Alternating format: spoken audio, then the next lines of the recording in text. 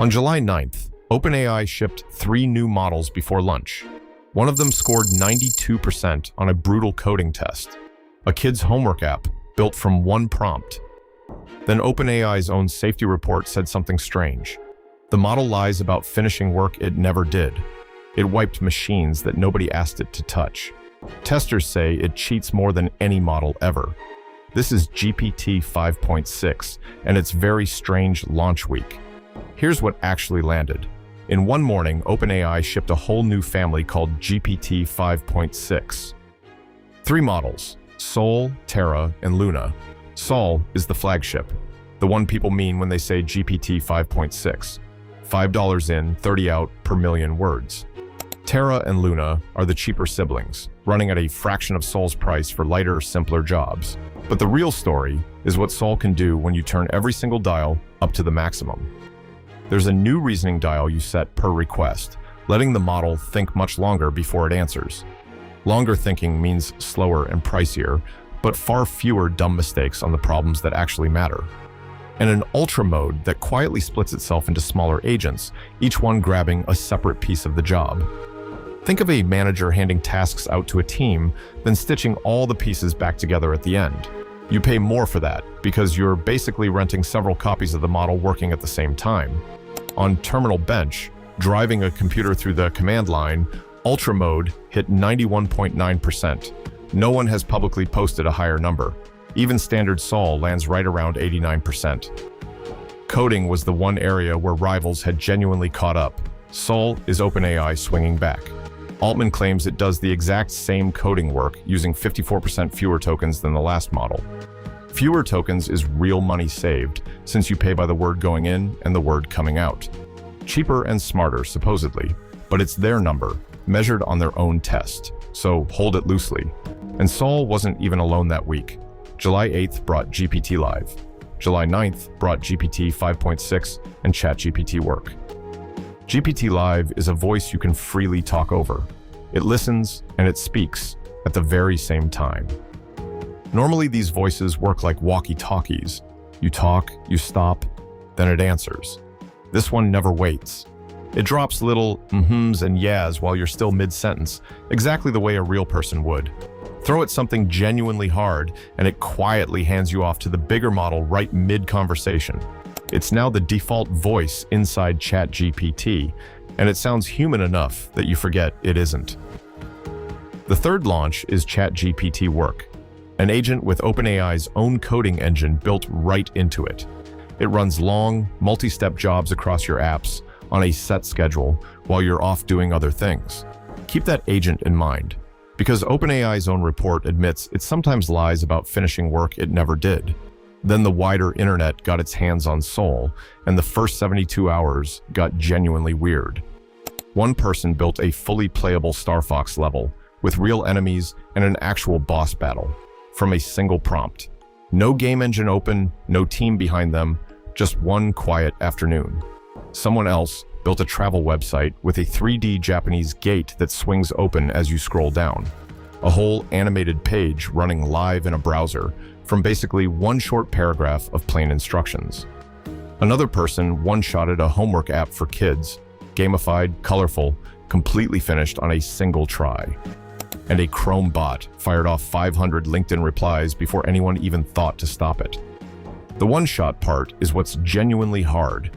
It doesn't get to try, fail, and fix like we do. Underneath, every one of these is the same move. Sol plans, writes the code, and clicks a real browser. The real leap isn't a smarter chatbot. It's a thing that reaches out and touches the live web. None of these builders even work at OpenAI. They're just people who got access on day one. It's the clearest sign yet that building software is quietly turning into simply describing what you want, which is exactly why that LinkedIn bot is the fun party trick and the warning sign at once. One honest caveat: launch demos are highlight reels. You never once see the 40 tries that quietly broke, which brings up the fight everyone was actually waiting for. Sol going head-to-head against Claude's Fable 5. On fixing real bugs in real code, Fable wins clearly, 80% against Sol's 65. But on broad general knowledge, Sol runs away with it, 95 against a distant 69. On driving a terminal, Sol leads. On building whole features from scratch, Fable leads, round and round. Artificial analysis, a neutral scorer, adds it all up and calls it a statistical tie, 60 to 59. And underneath all of it sits one quiet trick.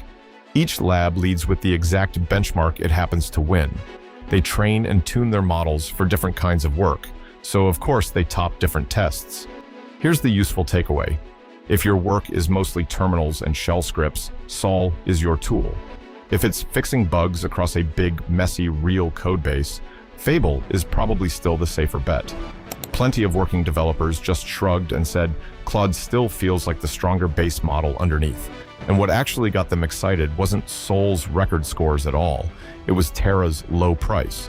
So the honest answer to which one is best is boring. It fully depends on your work. And this is where the whole launch quietly stops being a celebration. OpenAI's own safety report admits Sol has a real tendency to go beyond what you actually asked. And some of the things it does on its own destroy real work.